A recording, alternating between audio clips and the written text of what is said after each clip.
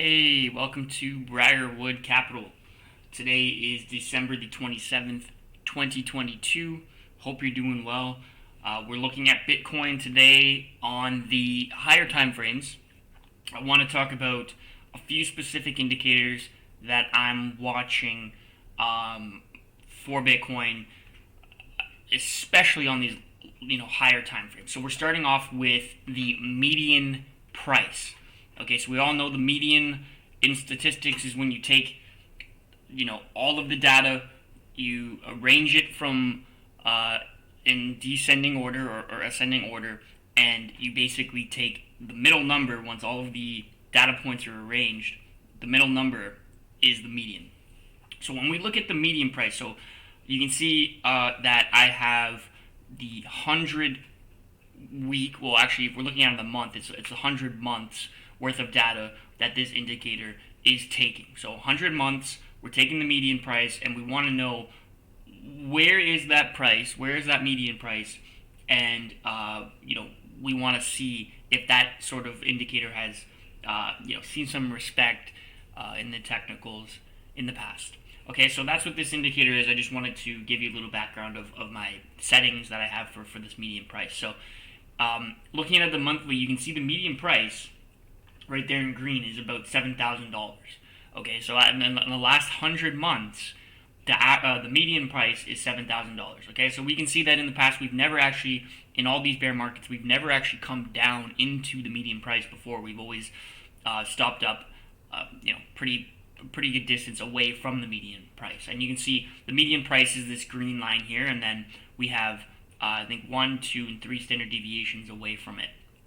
Okay, so that's what I'm looking at on the monthly. Now, when you look at it in the weekly chart, it does give you a little bit more information to work with. So let me see. This looks okay, right? Okay, so we have Bitcoin on the log scale, and we look in the past to see, what has happened in previous cycles. Right, so we look at the past and we can see, okay, in 2011 we had a 90% correction, and it came down into this median price, right? If you extend that out, again, this is the 100-week median price now. So this is the 100th bar right here, because if we take the data, there was no median price back here because the 100th bar first started right here. Okay, so but you can imagine that this would have extended out probably into right where this bottom happened in 2011. Okay, so we came down to the median price, we got above it, and we kind of hovered above that median price for quite some time until we took off into the bull market of like 2012 and 2013. Okay, so then when we had that correction starting in the end of 2013, we sold off for 2 years pretty much right into the median price that came in right here on November 2014.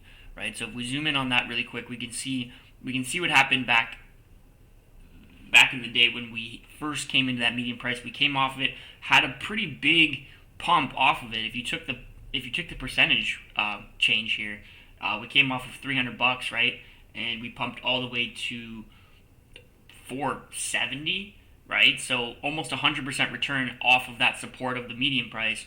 What happened though? Well, we hit that trend line resistance, right about there, and that whipped us down, and we broke underneath the median price here, and that's when we really sold off hard into some support, and we came into a lot of support here, a lot of similarities I'm seeing in this bull market compared to prior bull markets, where that selling pressure came down and came right into, if you look left, that structure, right? We look left, structure is going to leave clues, and that's kind of what we saw in this 2014 bear market, where we came in, got support off that structure.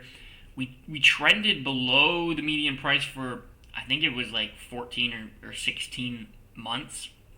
And then we finally made the run up back to the median price, right? Tested a little bit, broke above it, got the retest on it, and then we were off and running into the 2017 bull market. Okay, so now we come back up to the 2017 bull market. We can see, let me just refresh this page, bring us back up into that 2018 level. We can see as soon as we got above it, right, we retested it, and then we went on this huge bull market. And you can see what happens when we do get these massive bull runs, these parabolic sort of moves, that the deviation really starts to expand, right? So if you look at the median price, it's that green line. So whenever the price is above the median price, that line's green. If the price is below it, it turns red. And we can see on these really exaggerated moves that this indicator really lets us know when there is an extreme move that we should be cautious about, right? Like look in the past, we had this huge bull run. We saw the deviations really really start to like separate, right? I'm referring to these bands that come with the median indicator, and they indicate basically the deviations from it, standard deviations. So we can see once that we had that huge deviation, it signaled that we're going to have a bear market, and we did. Here's another time we had this huge deviation signaling bear market, and we did have it. Here it is again in 2018. We have this massive sort of like, I don't know how to explain it, but it's just basically it expands into one of these big sort of, you know, clearly unmissable sort of indicators where it starts to really get the deviations higher away from the actual median price, and that's another signal right there. So we saw it there, and then again when we come into 2020, we didn't see how it didn't really get really too expanded like we've seen in the past. It did show some expansion away from the median, but not as big as the bull runs we have seen in the past, right? So it gave us some indicator, but if you were greedy and you looked left and you thought, oh, you know what, this thing needs to separate way more, then you might have got trapped up here. But we did see that same sort of bubble formation happening in the median price. So again, looking at this price action, right, we can see that we came into this median price, got some pretty good support off of it for a little while, bounced off it, came back down to it, bounced off it, and then we came back down to it in April of 2022, broke below it, and that's what really started this huge sell-off, into 2022. So that's really where I sort of reference the fair value of Bitcoin. I think ultimately, like we've seen in the past, when we break below the median, we have a huge break below it. It takes a lot of time to build a base up, but ultimately once the market decides that the support is in, this actually projects as a really good target of where we can expect the recovery to bounce to, right? We saw that back here as well. We came into it in 2018, kind of tested a little bit, broke below it, and then we were off to the races for the bear market, right? We came below it. Finally, we made a rally back up to it, right? Got above it, came to its support, broke below it, came back up to it, got above it, and then there we go. So this is really what I use as like my momentum sort of indicator, my strength of market indicator. Once you break below it, you can expect to be below it for some time. Once you get above it, you should expect it to get above it for some time. So we've been below this median price for almost a year, right? We've been almost, I'd say maybe like 3/4 of a year we've been below it. So ultimately, that 38,000 mark is where this weekly median price action is.